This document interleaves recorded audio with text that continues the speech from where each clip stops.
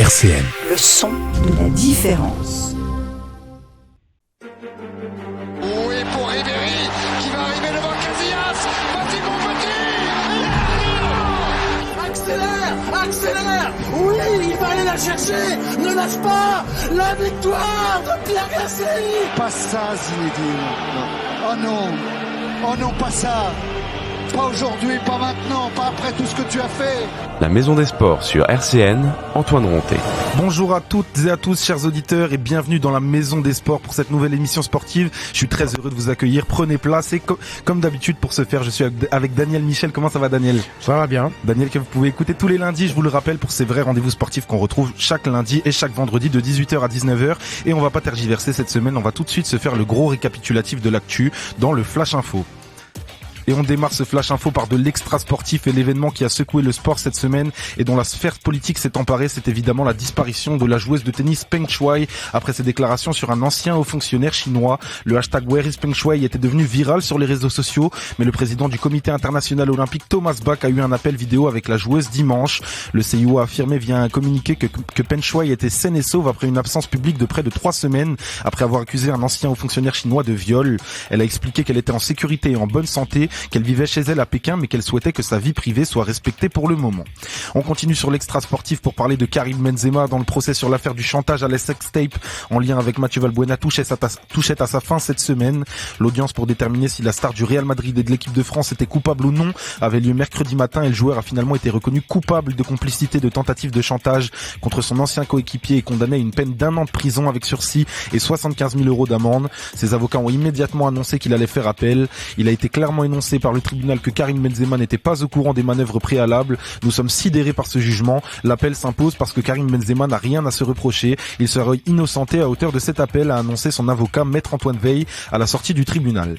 Toujours dans l'extra sportif, avant de passer au véritable terrain, évoquons les débordements du week-end dernier lors de l'Olympico, le rendez-vous tant attendu entre l'Olympique de Marseille et l'Olympique lyonnais qui a été interrompu au bout de 3 minutes. Avec près d'une semaine de recul après les incidents, l'OL, hôte de la rencontre, a écopé d'un huis clos total au moins jusqu'au 8 décembre.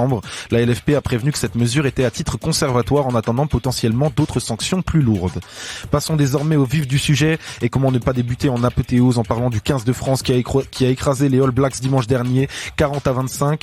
Les Bleus n'avaient plus battu les All Blacks depuis 2009. Dans un stade de France incandescent, ils ont signé la victoire la plus large de leur histoire face aux All Blacks. De quoi nous donner un avant-goût 2 ans avant le match d'ouverture de la Coupe du Monde 2023 au stade de France et justement face aux All Blacks. À noter que l'équipe de France féminine a également magnifiquement battu la Nouvelle-Zélande sur le score de 29-7 lors de la tournée d'automne. On enchaîne avec de l'automobile et le rallye de Monza qui a vu le Français Sébastien Ogier décrocher la victoire et un 8e titre de champion du monde. Une course remportée au bout du suspense qui fait définitivement rentrer le duo Sébastien Ogier-Julien Ingrassia dans les livres d'histoire de l'automobile. S'il s'agissait de la dernière course du duo iconique, les deux Français ont fait honneur à leur carrière respective et peuvent dire au revoir le cœur léger. Sébastien Ogier conclut donc sa carrière avec 8 titres mondiaux, un de moins seulement que Sébastien Loeb. On poursuit sur les sports automobiles avec les grands prix de Formule 1 qui battent leur plein et la saison qui tient ses promesses avec un suspense sensationnel à 2 grands prix de l'issue de la saison. Le week-end dernier lors du Grand Prix du Qatar, c'est Lewis Hamilton qui a devancé Max Verstappen et qui se rapproche encore de la première place. Pour le moment, c'est Verstappen et Red Bull qui sont leaders, mais il faudra attendre le Grand Prix d'Arabie Saoudite et d'Abu Dhabi avant que la saison nous livre son dénouement et qu'on découvre le nouveau champion. Passons au tennis avec l'ATP Finals de Turin qui s'est déroulé cette semaine. L'Allemand Alexander Zverev sort vainqueur face à Daniil Medvedev en finale, 2-7-0, 6-4, 6-4. Zverev numéro 3 mondial continue de progresser, d'écrire son histoire et de grimper dans la hiérarchie du tennis mondial. Il avait notamment battu le numéro 1 mondial Novak Djokovic en demi-finale. Ballon rond désormais, on commence avec le Tour d'Europe des championnats comme vous en avez l'habitude. On commence par la Ligue 2 où Nancy n'a pas quitté les bas-fonds de la Ligue et occupe toujours la place de lanterne rouge. Dans l'élite, le PSG reste toujours solide leader avec 37 points, loin devant Nice, Rennes, Lens et Marseille qui se tiennent dans un mouchoir de poche. En Angleterre, c'est Chelsea qui a pris les devants sur Manchester City et Liverpool. En Allemagne, sans surprise, c'est le Bayern de Munich qui domine les débats devant Dortmund et Fribourg. En Italie, Naples et Milan sont tous les deux accrochés à leur rêve de titre avec 32 points chacun, juste devant l'Inter à 28 points. Et enfin en Espagne, c'est le Real Madrid qui vire en tête devant la Real Sociedad et le FC Séville. Le Barça n'est à l'heure actuelle que 7e en espérant remonter avec l'arrivée de Xavi sur le banc blaugrana. Toujours en football cette semaine, c'était également le retour de la plus prestigieuse des compétitions, la Ligue des Champions. Si Lille a parfaitement rempli le contrat en s'imposant face à Salzbourg 1-0, le PSG quant à lui a sombré face à Manchester City en perdant 2-1, score qui aurait pu s'avérer bien plus sévère au vu de la domination mancunienne. Dans les autres résultats marquants, on retrouve Manchester United qui a battu Villarreal 2-0 juste après l'éviction du coach Ole Gunnar Solskjaer. Le Real Madrid qui a infligé également une raclée au club moldave de Tiraspol 3-0, ou encore le Bayern qui sort vainqueur face au Dynamo Kiev 2-1. Dans les autres compétitions européennes, Monaco et Lyon ont brillé hier soir en Europa League, remportant chacun leur match respectif face à la Real Sociedad et Brøndby. Plus délicat pour Marseille en revanche qui s'incline face aux Turcs de Galatasaray 4-2. Rennes quant à eux ont été tenus en échec au terme d'un match fou, 3 buts partout en Ligue Europa Conférence. Et balle orange pour finir et un rapide point sur l'Euroleague d'abord où les clubs français sont solidement installés en milieu de tableau. Lyon est 9e avec 6 victoires pour 5 défaites et Monaco 11e avec le bilan inverse. En Betclic Elite, c'est Levallois qui caracole en tête avec 8 victoires pour une défaite devant Monaco, Le Mans, Strasbourg et Villeurbanne. Et enfin un point sur la NBA, LeBron James est de retour de blessure et les Lakers vont mieux, notamment grâce à leur victoire face à Indiana cette nuit avec 39 points du King. Dans les classements à l'Est, c'est Brooklyn qui règne devant Miami et Chicago qui accusent le coup après un excellent début de saison. À l'Ouest, les Warriors sont toujours invincibles avec 16 victoires pour 2 défaites devant Phoenix qui compte une victoire de moins que son voisin californien.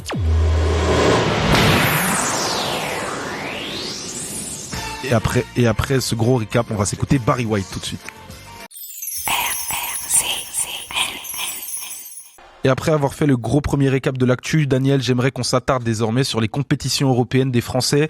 On a vu le PSG perdre contre Lille, on a vu Rennes en Ligue Europa Conférence qui a fait un match nul. En Ligue Europa, Marseille a perdu, Lyon a gagné et Lille a gagné en Ligue des Champions. Et je n'ai plus le club qui a gagné en Ligue Europa également avec Lyon, c'est Monaco. Monaco. Voilà. C'est Monaco. Donc on va d'abord commencer par la Ligue des Champions. Commençons évidemment par le Paris Saint-Germain qui a perdu contre Manchester City. Je te laisse me dire ce que t'as pensé du match et ce que tu penses du PSG, même si je sais que tu vas être très sévère.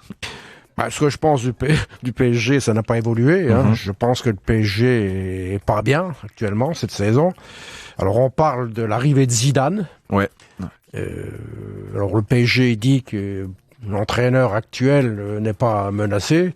Alors en principe, quand ils disent ça, c'est qu'en général, il va être remplacé prochainement. Le PSG ne va pas, je veux dire. Hein, c'est pas...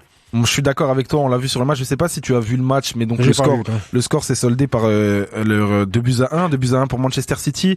C'était très très sévère en réalité pour Manchester City car ils ont dominé le match de la tête et des épaules. De la première jusqu'à la 90e minute, on a des actions sans cesse et on a un Keylor Navas dans les buts qui est exceptionnel, qui empêche au moins un PSG de se prendre 5 buts. On a également des sauvetages d'Achraf Hakimi sur la ligne. Donc le score aurait pu être tout autre et donc on aurait vu à quel point la situation est grave pour le PSG. J'ai envie de m'attarder notamment sur les 3 de devant. Alors même si Mbappé est toujours très fort et a marqué un but, on a une séquence qui pour moi est catastrophique dans le match. C'est-à-dire que déjà le pressing du PSG était totalement absent. Face à une équipe comme Manchester City, on sait qu'il faut presser. C'est une équipe qui tient le ballon lorsqu'elle n'est pas dérangée. Elle a le temps de se mettre en confiance, d'établir ses repères et donc de dérouler ensuite. C'est ce qui s'est passé et on a vu des séquences pendant 5-10 minutes où les 3 de devant, Messi, Neymar, Mbappé, sont sur la ligne médiane et ne reviennent pas, marchent, regardent les coéquipiers, regardent ce qui se passe. Ça m'a scandalisé. On peut du coup taper sur le coach, se dire que le plan de jeu n'est pas efficace. Néanmoins, moi je trouve que la technique parisienne de toujours taper sur le coach, alors que Mauricio Pochettino, ça fait 1 an qu'il est en place, il a eu énormément de changements d'effectifs cette saison, c'est difficile pour lui de s'adapter et directement au bout de 2 mois de compétition, on le remet en cause et on pense à Zinedine Zidane. Déjà, je ne sais pas si Zinedine Zidane est un meilleur coach que Mauricio Pochettino. Il a peut-être gagné avec le Real Madrid 3 Ligues des Champions. Au PSG, c'est totalement différent. Au Real Madrid, c'est un club qui a la culture de la gagne, avec un effectif qui était tout bonnement exceptionnel à l'époque où Zidane en était le coach. Au PSG, c'est différent. On n'a pas cette notion de famille qui régnait au sein de Madrid, et surtout, on n'a pas cette culture de la gagne, pas encore. Et donc oui, un Zidane pourrait faire du bien pour l'exemple qu'il montrerait dans le vestiaire, etc. Les joueurs s'en inspireraient, mais je ne comprends pas cet automatisme qu'on a à Paris de directement vouloir changer de coach, alors que pour le moment, on est qu'au début de la saison et Mauricio Pochettino alors tu l'as dit, ils ont dit qu'il n'était pas menacé, mais au vu de toutes les rumeurs qui prolifèrent, on a le droit de s'inquiéter tout de même. Oui, ce qu'on peut dire, c'est que le Paris Saint-Germain ne gagnera pas, à mon avis.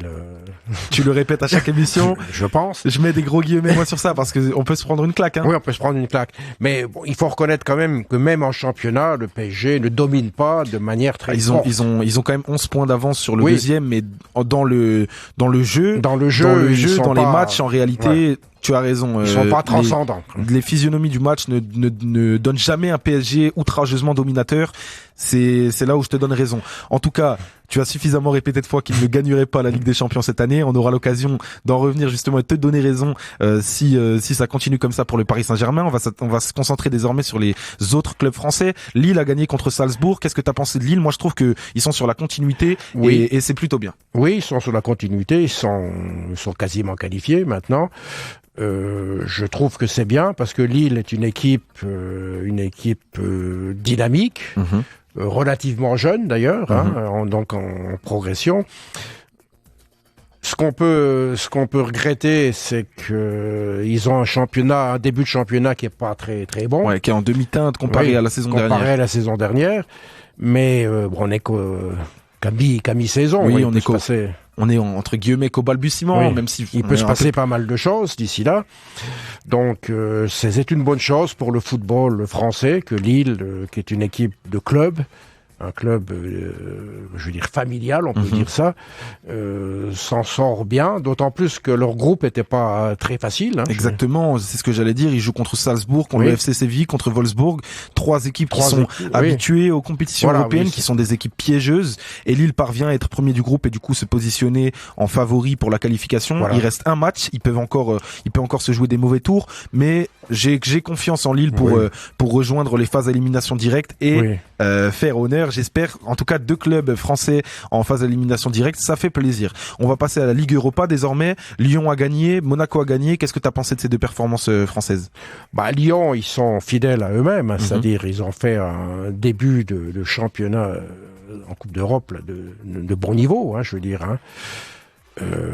C'est dommage que c'est attaché par leurs problèmes dans le championnat français, qui risque d'avoir des conséquences assez importantes. Déjà, ils sont à huis clos jusqu'au 8 décembre. Huis clos, c'est 8 décembre. Bon, puis en plus, il y aura d'autres sanctions, parce que c'est actuellement les gestes qui ont été faits par les supporters sont condamnés unanimement par tout le monde. Donc, il risque d'avoir une sanction beaucoup plus importante. Déjà, sur le point de vue de l'image, ils ont été très affectés. Aujourd'hui, médiatiquement, on tape sur la fanbase et sur la communauté lyonnaise, sur les supporters, en les qualifiant tout simplement de mauvais supporters. Donc, ils ont pris un coup, en effet. Après, en Ligue Europa, 5 victoires en 5 matchs. Ils sont sûrs d'être qualifiés. Leur club n'était pas leur groupe n'était pas très compliqué, mais c'est toujours bien de voir qu'ils assurent, comparé d'ailleurs en Ligue 1 où ils ont plus de mal.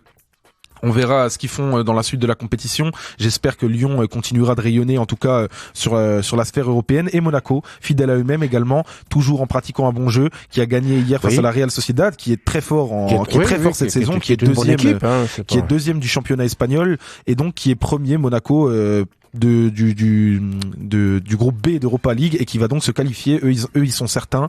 Ça fait plaisir quand même de voir tous ces clubs français qui vont rejoindre les phases d'élimination directe. Ce qui est une bonne chose, parce que Monaco est une bonne équipe. En plus, ils sont de manière régulière présents chaque année pratiquement. Bon, je trouve que c'est une bonne chose. Ils ont formé beaucoup de joueurs, Mbappé notamment.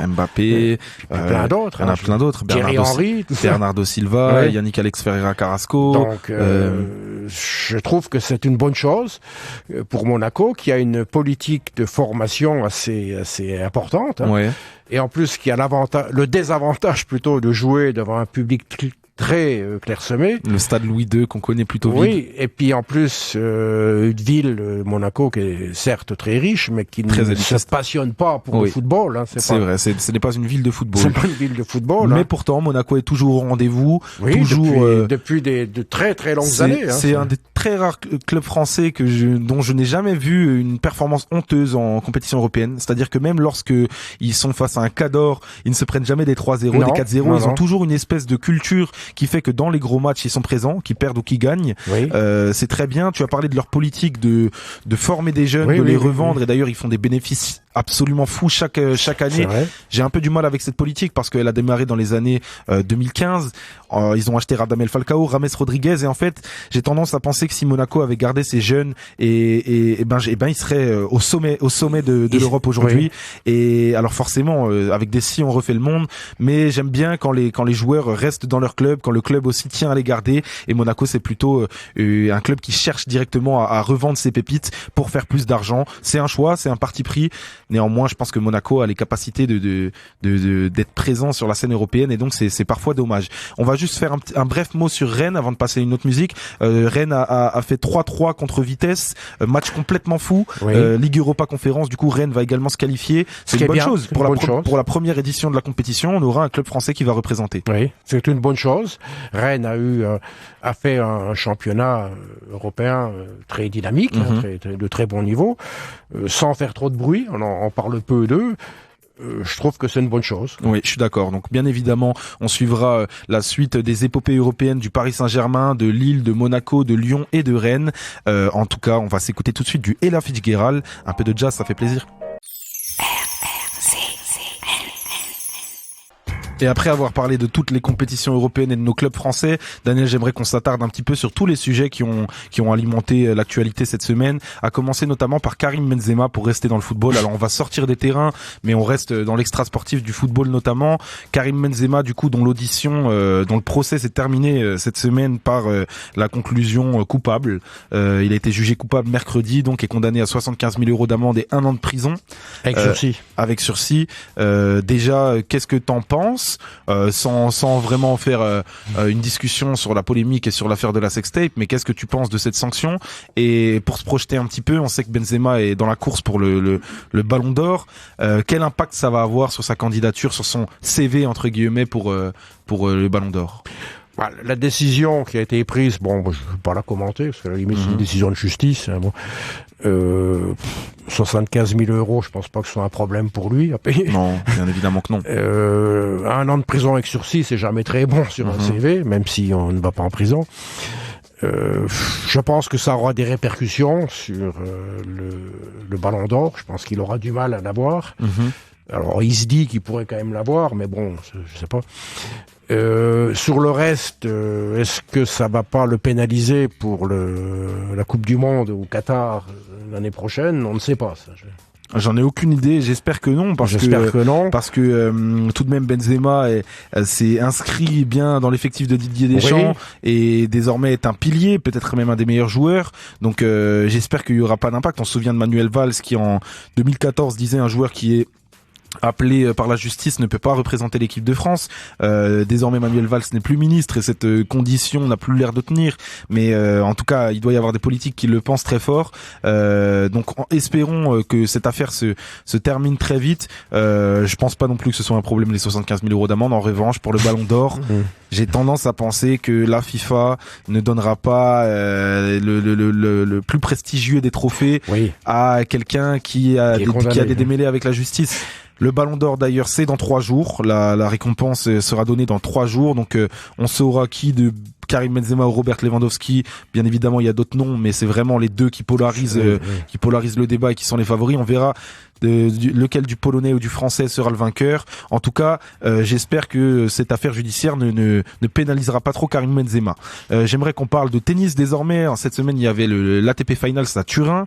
On a vu Novak Djokovic perdre en demi-finale face à Alexander Zverev. Puis Alexander Zverev, du coup, qui retrouve Daniil Medvedev en finale pour faire le remake de l'année passée et qui s'impose alors que Daniil Medvedev avait gagné l'année d'avant. Qu'est-ce que tu penses de la progression d'Alexander Zverev au fil des saisons? Désormais, il est numéro 3 mondial. Il commence à gagner des trophées, ce qui lui manquait jusqu'à maintenant. Il faisait toujours des belles performances, mais pour perdre en finale. Donc là, il bat Novak Djokovic, le numéro 1 mondial, et il bat Daniil Medvedev, le numéro 2, et il s'impose vraiment comme le visage du tennis cette semaine. Alors, quelle est la suite pour Zverev? Est-ce qu'à ton avis, c'est gage de grande carrière? Parce qu'on rappelle qu'il est très jeune.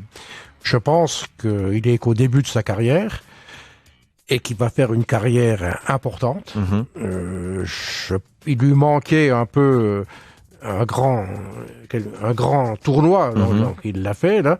Je pense qu'il va être très fort dans les grandes compétitions, Roland Garros, Wimbledon et tout ça. Je pense qu'il est au début de sa carrière. Oui. Je pense aussi qu'il est au début de sa carrière. Après, pour être totalement transparent et subjectif avec toi, Daniel, Alexander Zverev, c'est un joueur avec lequel j'ai beaucoup de mal, déjà parce que il est très peu charismatique, je trouve. Il ne dégage aucune sympathie, jamais un sourire. On a l'impression qu'il meurt s'il sourit. Jamais d'expression également de joie. Lorsqu'il gagne un point, il est toujours très stoïque. En revanche, lorsqu'il faut s'énerver, eh ben là, il y a du monde au balcon. Il casse des raquettes. J'ai du mal, moi, avec Zverev qui en plus au début de sa carrière s'appelait Sacha Zverev et désormais Alexander, donc je ne sais, j'ai toujours eu du mal à cerner un peu le personnage, mais en tout cas pour ce qui est du jeu et de la performance, il est au rendez-vous. Je doutais beaucoup de ses capacités avant parce que, comme je le disais, elles étaient très friables. Un coup il faisait un gros tournoi, puis d'un coup il s'écroulait en demi-finale complètement et on le retrouvait pas, et on le voyait d'ailleurs lors des matchs perdre un peu ses nerfs, perdre son mental. Et là il m'a surpris parce que du coup face à des gros rendez-vous contre Medvedev et Djokovic, ça n'a pas été le cas. Alors j'espère pour lui que lors de Roland Garros, lors de Wimbledon, il continuera ce genre de performance et qu'il pourra vraiment du coup s'ériger parmi les meilleurs du paysage tennistique actuel, si je puis dire ça comme ça. Mais voilà, en tout cas j'ai quelques doutes. On suivra ça de près, bien évidemment. J'aimerais désormais qu'on se concentre sur le sport automobile avec Sébastien Ogier qui a gagné avec son copilote de toujours, Julien Ingrossia. Qu'est-ce que tu as pensé de la victoire de Sébastien Ogier qui signe son 8e titre de champion du monde et qui s'en va? C'est au revoir. Il prend sa retraite sur ce 8e titre de champion du monde. Il ne souhaite pas aller glaner le 9e titre et donc égaliser Sébastien Loeb. Il s'en va sur cette victoire. Qu'est-ce que tu en as pensé? D'ailleurs, donne-moi ton regard sur la carrière de Sébastien Ogier. La carrière de Ogier, elle est impressionnante, hein, je veux dire. Alors, je pense qu'il part sur... il veut pas faire la saison de trop, parce que ce qu'il aurait peut-être voulu, c'était avoir 10 titres. 9, ça l'intéressait peut-être pas forcément, parce qu'il était à égalité avec Sébastien Loeb, ouais. Alors que 10, c'était... Bon, je sais pas quel âge il a, il est plutôt jeune quand même. Hein. Il doit avoir, je vais te dire ça tout de suite, mais il a 35 à peu près, je crois. Ah, pas plus? Je vais regarder ça, qu'on continue. Donc je pense qu'il voulait pas faire la saison de trop, d'autant plus que il a 37 ans. C'est quand même le sport de rallye comme ça, c'est quand même assez dur. Hein. C'est très physique. C'est très physique. En plus, les médias en parlent quasiment plus maintenant. Ah oui. On parle plus. Non, c'est passé à la trappe. C'est passé à la trappe, hein, je veux dire. Ce qui est dommage d'ailleurs, hein, parce que ça a toujours été spectaculaire. Et bon, puis peut-être qu'il veut faire autre chose, hein, je sais pas. Peut-être. Aujourd'hui, la Formule 1 focalise tous les projecteurs sur le sport automobile. On a la MotoGP qui est en train de monter. Mais en revanche, les rallyes comme par exemple les 24 heures du Mans, etc., le Paris-Dakar, du coup le rallye de Monza, aujourd'hui, c'est des rallyes qui sont quand même moins médiatisés que ça ne l'était il y a quelques années. Paris-Dakar, c'est un peu spécial parce que c'est pas forcément un rallye tel qu'on l'entend. Mais tout de même, moi je trouve que c'est moins médiatisé qu'à l'époque. Je veux dire, il y a 15 ans, par exemple, les 24 heures du Mans, c'était le rendez-vous, rendez-vous automobile. Aujourd'hui, on parle de Formule 1, on va parler du Grand Prix de Monaco en rendez-vous automobile. On va plus parler, mais tout ça pour revenir sur Sébastien Ogier, tu as raison. Je pense que, d'ailleurs, il l'a dit dans un entretien à l'équipe que les 9 titres ne l'intéressent pas, qu'il s'en fout, que ça n'a jamais été un objectif pour lui et que désormais, après 8 titres, il a plus d'objectif. En fait, il sent plus le goût du challenge, mais surtout, il a envie de se tourner vers d'autres choses, d'autres défis automobiles où il pourra potentiellement être chef d'écurie. C'est des secteurs comme cela qui l'intéressent désormais. J'ai trouvé son entretien très intéressant. Sébastien Ogier, c'est quelqu'un de très très modeste qui fait preuve de beaucoup d'humilité. Donc c'est toujours quand on est un grand champion comme ça avec 8 titres à son actif, c'est toujours particulier. Un petit mot également pour Julien Ingrassia. On connaît évidemment le Sébastien Loeb et son binôme de toujours avec Daniel Elena, mais Julien Ingrassia, Sébastien Ogier, on le connaît moins. Et au final, ça fait quand même 8 titres de champion du monde pour un binôme. C'est juste derrière le binôme de Loeb. Donc rendons-leur hommage. C'est un tandem absolument historique pour le sport automobile et pour le sport français. Et bien qu'ils partent sur une victoire, ça rajoute un petit peu de tragédie et de prestige, j'ai envie de dire, à leur carrière, de s'en aller sur un titre de champion du monde. C'est toujours un plus, je trouve. C'est toujours un plus. D'ailleurs, c'est la preuve des grands champions d'arrêter la carrière quand ils sont au top niveau. Oui, c'est comme Zidane l'avait fait. Oui, comme Hino l'a fait à son époque. Tout à fait. C'est Eddy Merckx, Michael Jordan également. Oui, donc, c'est de partir. Les grands champions en général savent lorsqu'il faut s'arrêter et lorsqu'ils gagnent, ils n'ont pas envie de se remettre de partir sur une défaite, et c'est compréhensible. On va parler désormais de basket avec l'équipe de France qui ce soir a un grand rendez-vous face au Monténégro, 20h30 pour le premier match des débuts des qualifications pour la Coupe du Monde de 2023. Alors faut noter que la France a déjà la pression parce que ils n'ont aucun de ses meilleurs joueurs. Evan Fournier est actuellement à New York, Rudy Gobert est actuellement à Utah, Nicolas Batum est actuellement à Los Angeles en pleine saison de la NBA. C'est difficile de revenir pour faire un match de césure. Donc on a une équipe de France forcément affaiblie, mais tout de même on a une équipe qui est très qualitative, très talentueuse, avec un vivier très profond, donc on peut toujours choisir des joueurs qui répondront présents. Qu'est-ce que tu attends du match de ce soir? Est-ce que tu penses qu'on a nos chances? Je pense qu'on a nos chances, bien que le Monténégro soit une bonne équipe. Très bonne équipe. C'est l'ancienne partie de la Yougoslavie, quoi. Donc ça reste quand même une terre de basket, que je veux dire. Normalement, la France devrait gagner, quoi, je veux dire. Sur le papier, si on avait tous nos joueurs, je suis d'accord avec toi, la France devrait gagner haut la main. En revanche, on n'a pas tous nos joueurs. Le Monténégro a un effectif plus solide que le nôtre, je trouve, sans nos stars. Vieillissant, mais tout de même sans nos stars, ils ont une équipe plus rigoureuse, qui a plus de repères, ils ont plus l'habitude de jouer ensemble, forcément, parce que des Monténégrins en NBA, je vous fais pas le dessin, il y en a qu'un, c'est Nikola Vucevic, donc tous les autres joueurs du Monténégro jouent au Monténégro et donc jouent ensemble, ont l'habitude de se connaître, donc c'est beaucoup plus facile d'arriver sur le terrain ce soir, d'avoir déjà des repères, alors que nos joueurs ne jouent pas ensemble, ne se connaissent pas et n'ont même pas l'habitude d'être tant appelés en équipe de France. Donc c'est un rendez-vous très important. Vincent Collet a notifié justement l'importance d'un début de compétition. Si on commence par perdre à domicile face ce serait problématique. C'est problématique. Donc énorme rendez-vous ce soir. On sera bien évidemment devant le match et on fera un petit débat basket pour en reparler dans les prochaines émissions. En tout cas, on va s'écouter tout de suite My Life de The Game et Lil Wayne. Et après avoir parlé de football, de tennis, de basket et de tout ce qui a fait l'actualité de la semaine, j'aimerais qu'on accueille Alain Carlinet, vice-président du club du Racing Club Champignelles. Bonjour Alain, comment ça va? Ça va bien Antoine, bonjour à tous. Bonjour. Oui, j'entends faiblement par contre. Ok, on va faire le nécessaire pour que vous entendiez mieux. En tout cas, merci beaucoup d'avoir accepté notre invitation et d'être à nouveau présent aujourd'hui. Alors, je vous appelle bien évidemment pour parler de la saison de Champignelles. Alors, vous sortiez de cette défaite face à Bischheim au tir au but, qui était un crève-cœur pour vous parce que du coup, ça vous empêchait d'affronter la SNL au tour suivant en Coupe de France. Vous êtes bien rattrapé à l'extérieur contre Pagny-sur-Moselle. Quelle a été un petit peu la trajectoire du groupe après cette défaite, le moyen comment vous vous êtes ressoudé, reconcentré sur le championnat pour aller chercher cette victoire face à Pagny, qui était compliquée, on le sait. Oui, en effet, un match déjà assez compliqué, d'ordinaire. La défaite, en effet, de Bischheim avait laissé quelques traces, je dirais, dans les heures suivantes.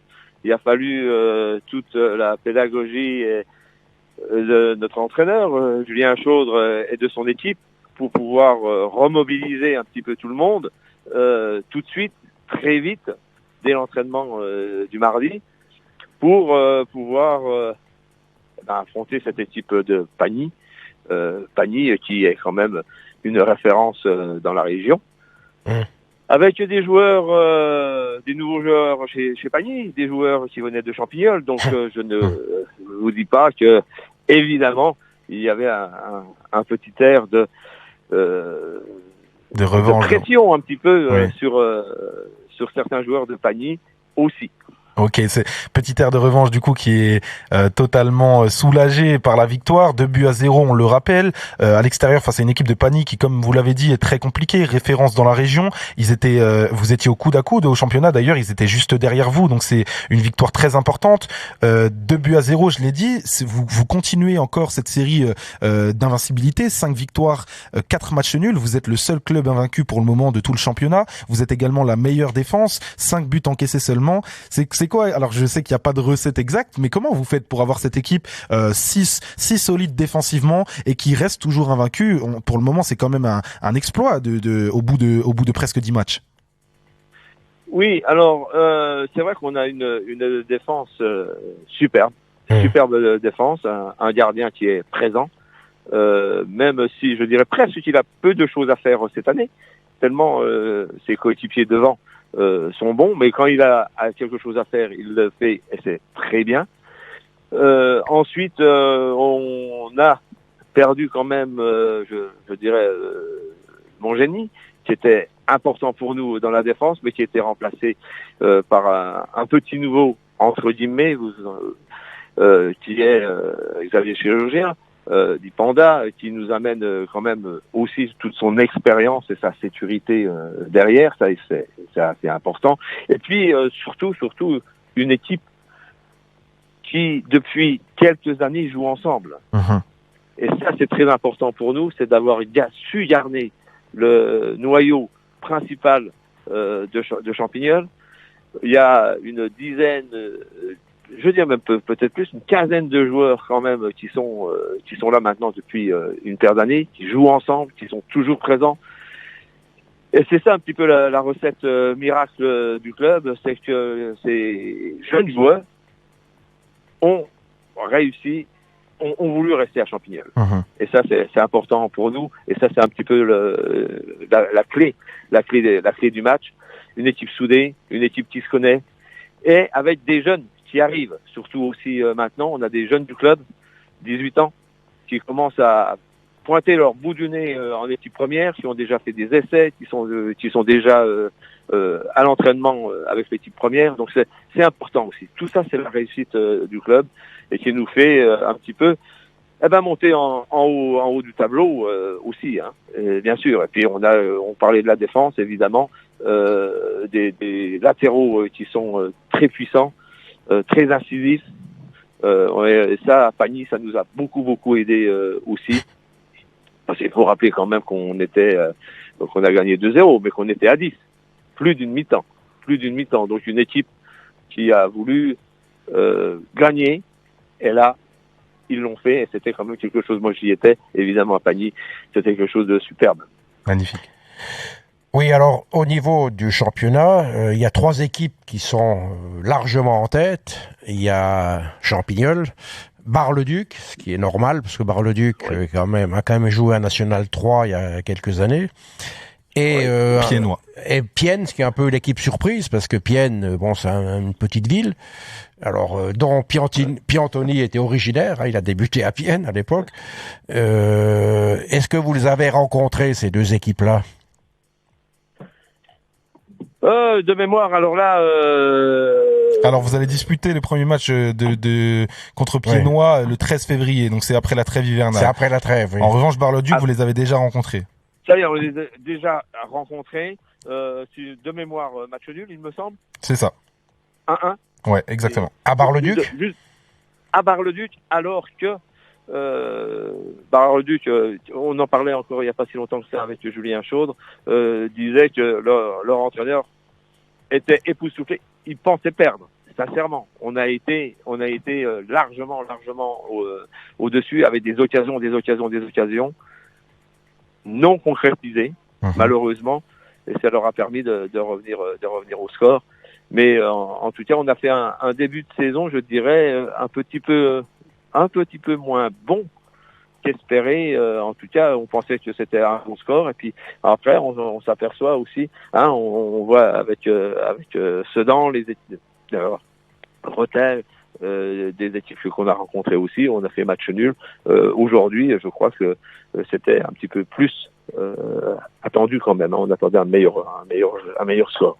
Hein, là, on arrive maintenant à avoir les équipes qui sont en haut de tableau. Oui. Donc, il va nous falloir tous les dimanches se battre pour garder cette alchimie, cette bonne place oui. au haut du tableau ce podium. Tout à fait. Le mot que je cherchais. Oui, ce podium justement qui pour le moment est atteint, notamment grâce à l'alchimie dont vous avez parlé, ce vécu que les joueurs entretiennent ensemble depuis longtemps, et donc du coup pour le moment vous êtes toujours invaincus avant la trêve hivernale. Vous avez un match très important qui se jouera contre Atréméry, du coup une équipe qu'on imagine moins forte que vous parce qu'ils sont 8e et que pour le moment dans leurs statistiques ils ont des statistiques nettement moins bonnes que les vôtres, mais on le sait, les matchs qui... Oui. Allez, je vous coupe, je me permets. Dites-moi. Attention, une équipe moins bonne sur le classement, là, qu'on voit. Mais Trémery a montré tout son savoir et tout son football aussi. Ce n'est pas une petite équipe, c'est une équipe qui est importante quand même dans le championnat. Si on mal débuté peut-être ce championnat, mais non, ça va être une bonne équipe et ça va être pareil, à se battre aussi pour garder ce podium. Vous avez raison, de toute façon, il faut toujours se méfier et prendre les adversaires tous de la même façon. C'est comme ça, en général, la recette de la victoire. Mais tout de même, j'aimerais quand même me projeter sur les matchs d'après. Alors, il y a Trémery, Prix-les-Mézières, puis ensuite, on a la trêve hivernale après le 4 décembre. Et donc, vous reviendrez le 13 février pour jouer du coup contre le premier, Pied-Noir. Et ensuite, vous rejouerez contre Bar-le-Duc, vous accueillez Bar-le-Duc. Donc, juste après la trêve hivernale, vous avez 2 rendez-vous qui sont cruciaux pour la saison et qui peuvent vous permettre de prendre la tête. Comment vous abordez un peu cette grosse trêve hivernale qui va durer un mois et ensuite les rendez-vous qui seront prépondérants pour la saison? Bien sûr, tous ces rendez-vous après la trêve vont être importants, mais je crois que un petit peu comme on disait avant la Coupe de France, il y avait Villerue aussi, notre déplacement à Villerue.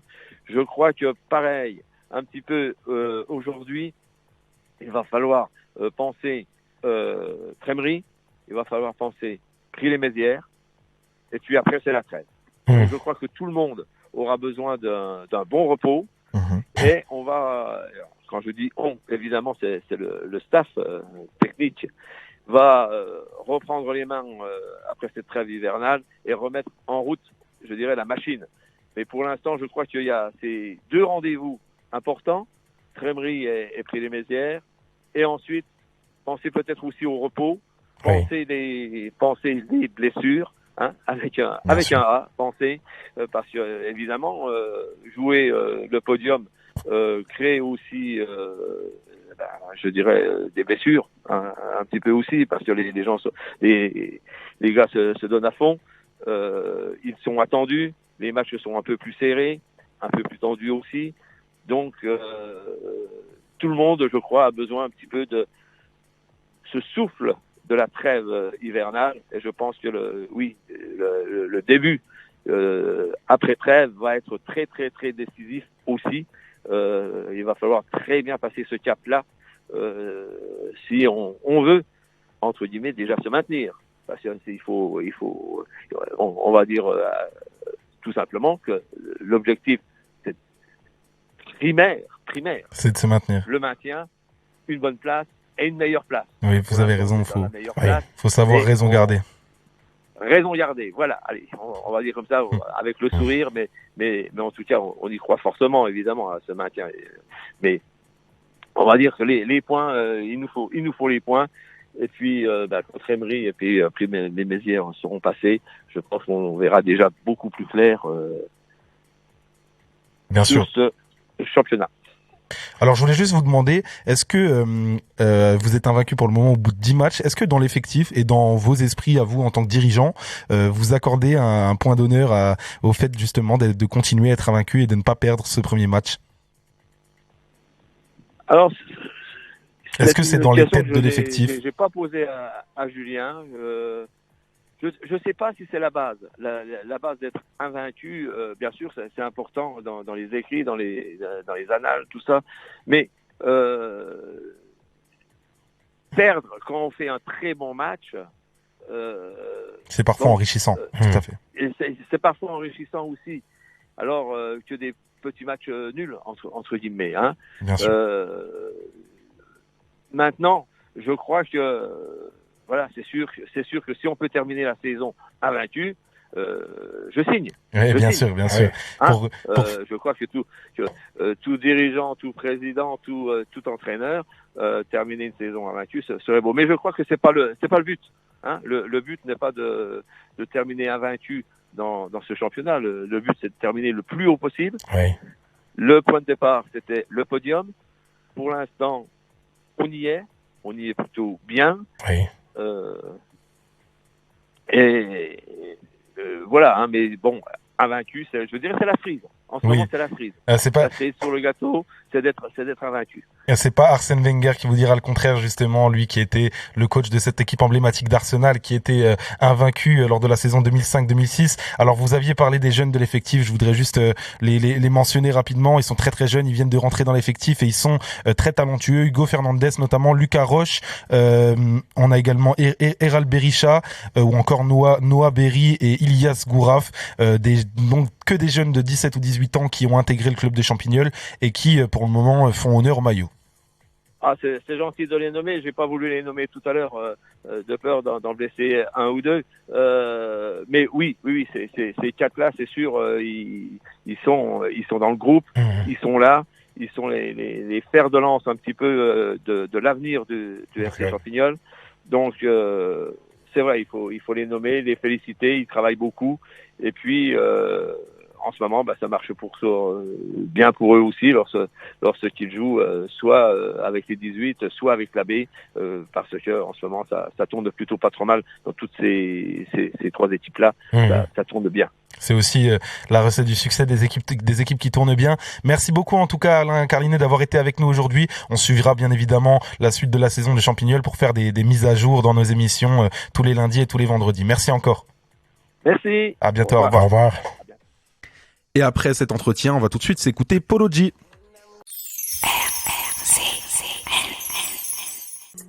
C'est la fin de cette émission. Je suis très content d'avoir fait cette émission avec vous, avec Daniel bien évidemment. On se retrouvera la semaine prochaine pour un nouveau rendez-vous sportif. On parlera de l'actu, de tout ce qui a bouleversé les compétitions et on vous en fera des gros débriefs. Sinon, on se retrouve lundi dans l'émission Coup de sifflet de 18h à 19h avec Daniel Michel à l'animation.